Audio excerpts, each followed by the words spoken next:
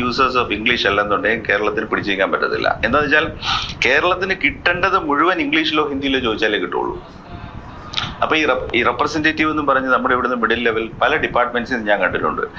Additional director, ഞാൻ അടുത്ത് പറയല്ല, ഡൽഹിയിലെ മീറ്റിംഗിൽ വന്നു കഴിഞ്ഞാൽ ഇവര് എന്തോ പറയുന്നതെന്ന് ചെയർമാൻ അവസാനം ഞാനൊരു മീറ്റിംഗിൽ കണ്ടിട്ടുണ്ട്. കേരളത്തിൽ നിന്ന് വന്ന അഡീഷണൽ ഡയറക്ടറോട് പറയുന്നത്, you can make out what you are saying, will give a piece of paper, please write it down.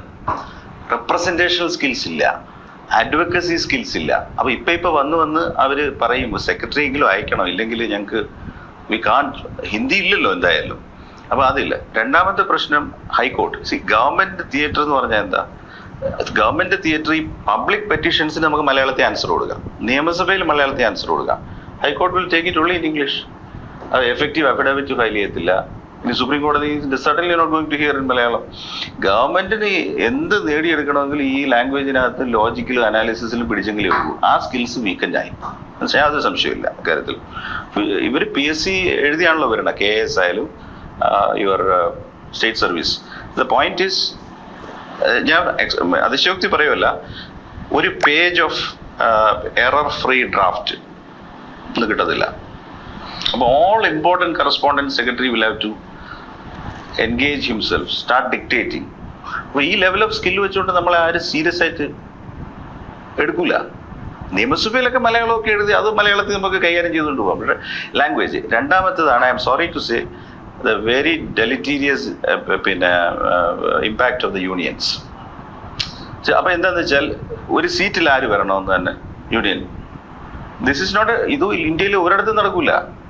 ഏത് അഡീഷണൽ സെക്രട്ടറി ഏത് സീറ്റിൽ പോകണമെന്ന് യൂണിയന് താല്പര്യം, അവരുടെ സബ്സ്ക്രിപ്ഷൻ, അവരുടെ ആക്ടിവിറ്റി, അത് ഇത് അൺനെസസറി. I was surprised. കാര്യം ഒരു അഗ്രികൾച്ചർ ഡിപ്പാർട്ട്മെന്റിൽ ഒരു ദിവസം ഞങ്ങൾക്ക് പ്ലാനിംഗ് സെക്ഷനിലെ ഒരു അസിസ്റ്റന്റിനെ, I got an order saying that she was one of the better assistants, engineering degree ഒക്കെ ഉള്ളൊരു, അത്യാവശ്യം ഈ ഫിഗേഴ്സ് ഫാക്ട്സ്, പിന്നെ I got an order saying that assistant so and so has been transferred, has been deputed to the service of ANERT. അപ്പോൾ ഞാൻ പവറിൽ നിന്ന് മാറി അഗ്രികൾച്ചറിൽ വന്നതുകൊണ്ട് I know that there is no post of assistant in the ANERT. She has been shifted to ANERT. അപ്പോൾ ഞാൻ പറഞ്ഞു, ഞാൻ അനർട്ടിന്റെ MD വിളിച്ച് ചോദിച്ചു, have you ask for an assistant? അപ്പോൾ നിങ്ങൾക്ക് വേണേൽ മാർക്കറ്റിൽ നിന്ന് കൊടുക്കാമല്ലോ, ANERT being a quasi government agency. അപ്പോഴാണ് അതിന്റെ സ്റ്റോറി വരുന്നത്. 3 യൂണിയൻ കാര്യത്തികൾ വന്നിട്ട് ഈ കുട്ടിയെടുത്ത് പറഞ്ഞു 500 രൂപ എടുക്കും, ഒരു പിന്നെ എന്തോ ഒരു പരിപാടി എടുത്ത എന്തോ ഓട്ടോ വെറൈറ്റീസ് തയ്യാറ്. അപ്പോൾ ഈ പെൺകുട്ടി പറയുന്നു, എൻ്റെ കയ്യിൽ ഇപ്പോൾ 500 ഇല്ല. അപ്പോൾ അവർ പറഞ്ഞു, അത് വേണ്ട, നീ അപ്പുറത്തിരിക്കുന്ന ആളുടെ നിന്ന് മേടിച്ച് 500 രൂപ ഇപ്പം തന്നേക്ക്, ഞങ്ങൾക്ക് ഇനിയും കറങ്ങി വരാൻ പറ്റത്തില്ല. കുട്ടി പറയുന്നു, ഞാൻ കടം മേടിക്കില്ല, ഞാൻ തിങ്കളാഴ്ച തന്നേക്കാം. അത് ഒരു മുട കാണിക്കുകയാണെന്നുണ്ടെങ്കിൽ പഠിപ്പിക്കും, പോസ്റ്റ് അടക്കം. I had to put a note up to the chief minister saying that this can't be done. You are pushing her somewhere where there is no post. കേസിന് പോയാൽ ഈ ഡെപ്യൂട്ടേഷൻ ഓർഡർ നിന്ന് പോകും. Fortunately, I sent a note immediately to the secretary saying that this is a height of, and maybe you don't know what is happening. I am summarizing what I have learned. അപ്പോൾ അദ്ദേഹം immediately stopped it and he came along saying that work should not be interrupted. പക്ഷേ ഇത് എല്ലാ കേസിലും ചെയ്യാനൊക്കത്തില്ല. അപ്പൊ ഇവർക്ക് എന്തെങ്കിലും, ഞാൻ ഈ പറയുന്നത്, ഈ യൂണിയൻസിന് കേന്ദ്ര ഫണ്ട് നേടിയെടുക്കുന്നതായിട്ട് വല്ല റെസ്പോൺസിബിലിറ്റി ഉണ്ടോ?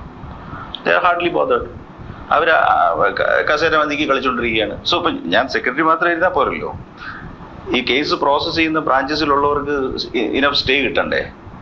Unless they get to stay in a discipline, അവർ ആ പില്ലർ പഠിക്കത്തില്ല.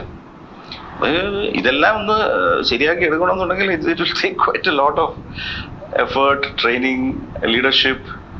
80s-ലും 90s-ലും വന്ന ആളുകൾ ഈ ചട്ടത്തിന്റെ എല്ലാം ഇത് ഞാൻ നേരത്തെ പറഞ്ഞ സർ, ഒരു കൊല്ലത്തിൽ കൂടുതൽ ചീഫ് സെക്രട്ടറി ആയിട്ടിരുന്ന ആളാണ് ഇന്നലെ പറഞ്ഞത് 19(1) ഭരണഘടനയുടെ സംരക്ഷണം ഒന്ന് സിവിൽ സർവന്റ്